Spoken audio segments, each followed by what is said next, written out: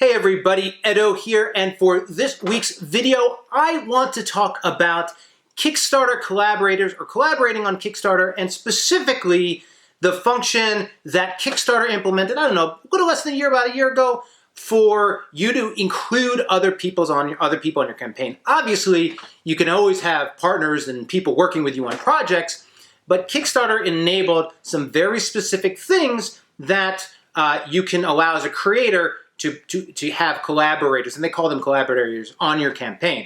Now, I could have done this video when the function came out, but I hadn't used it yet. So now I have two campaigns. One was Legendary Creatures, where I had a designer, artist, graphic designer involved in the page, and the other is Heroes Welcome. Heroes Welcome, super interesting because it's not I'm effectively running the Kickstarter, but I'm actually not the creator.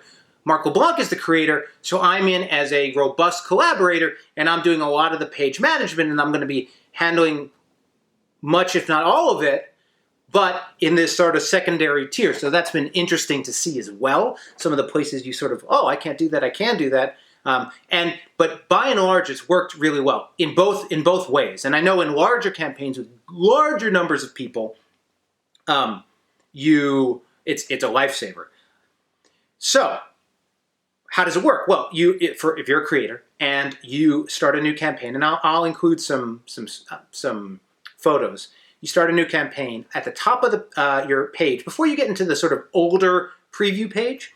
The top of your page, it shows your icon and then like a plus person.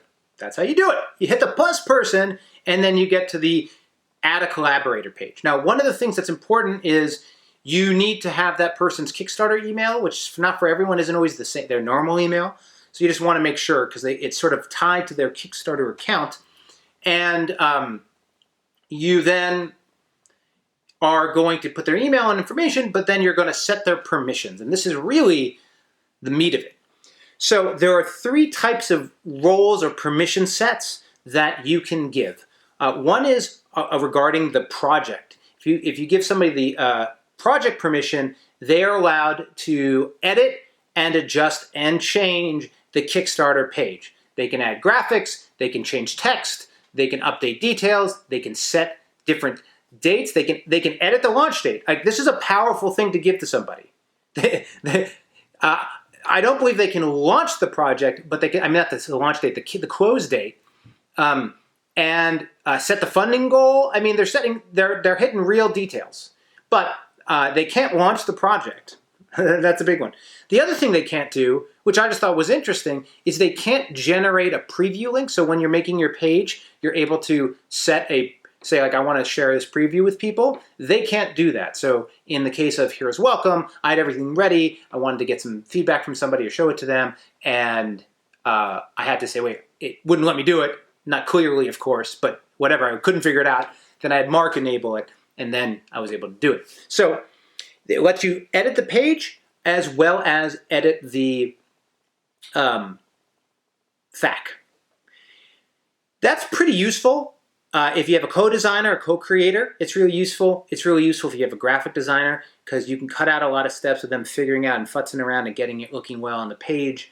This isn't Google Docs. This is really important. There's no old revs, old versioning, change lists. There's no indication of what anyone ever did. So just remember, if you are a creator and you let somebody else come in, they can change stuff. And you need to think about that and think about what that might mean and really have a good idea of when they're in and what they're doing. Again, in the case of Heroes Welcome, it's interesting because I'm really the one responsible for the Kickstarter and making sure the page is all set up, because I've done it a bunch of times. So I don't, I keep Mark aware of what's going on, but I'm not doing it as specifically as when Sebas was helping out with laying out the graphics, and we were really like, okay, what are you going to change? We're going to change this. Okay, cool, let's rev, and go. So that's one. That's the first area. Other little side tidbit note, you normally, if you didn't know this, you can't have two Kickstarter pages up at the same time. Like, I can't have a Kickstarter page for Herbaceous Sprouts, which is the next Pencil First Games Kickstarter, and then one for Skull Hollow, which is coming out after. I can't, it's just like, wait, man, one at a time. which is appropriate. However, you are able to do that with when you're a collaborator on somebody else's campaign, which makes sense. But so the images that I'm going to show, or showed just quickly about those pages, were on a new herbaceous sprouts page that I just put up this, like it let me do it. I was a little worried it might not, but you could be a collaborator in a lot of different ways. Okay, project. The next one is community. And the community lets you, community management lets you write updates. And it also lets you comment on the board as somebody who's a collaborator, a person on the project. So that is a really sort of safe, finite place where you can have people managing and helping with community and being involved without really messing with the project page too much and doing some problems. Being able to edit updates isn't minor, so you should just be aware of what that means and how that sort of updates are not easy to undo. You got like 30 minutes, so I would definitely, as a creator, probably, unless your community manager is like a pro and bona fide taking over everything, if they're just helping you out, I'd probably focusing them on helping them out on the comment section. But also, just as an aside, as the creator, if somebody on your team gets into a tiff with a community member or a backer, that's you, right? I really want to stress that. There is no abstraction of you versus this community manager and your project dealing with a backer. And if you're nasty or short or inappropriate, that's going to be something the project has to deal with. So you should understand and set expectations on how you manage community, what you say, what your approach is, when not to comment, but to come check in with you as the original guy. Like, you definitely want to have clear understanding and expectations, because you have there's no putting that back in the box if there's a little flare up. Okay.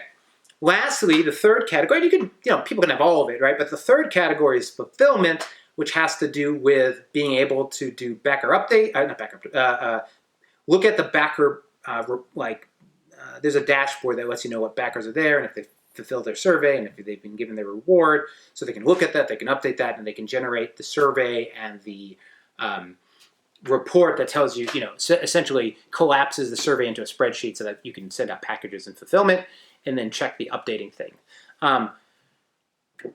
Kickstarter, you still have an amazing, huge opportunity to make that whole side of Kickstarter easier to deal with. But as far as, having another person involved there, no problem. The only thing I would remind everyone is that this is sensitive customer information. You need to understand what information is there and what is it being used for. That information is explicitly and exclusively for the purpose of delivering that game to that address, right? So you want to make sure, now you can ask if they want to subscribe to opt into a newsletter or something, sure, but when it comes to other people getting that data, hey, if you're doing that free and you're going to have a company, a fulfillment company, who is taking care of sending out Europe. They need the addresses, right? You got to give them the address. That's a natural step.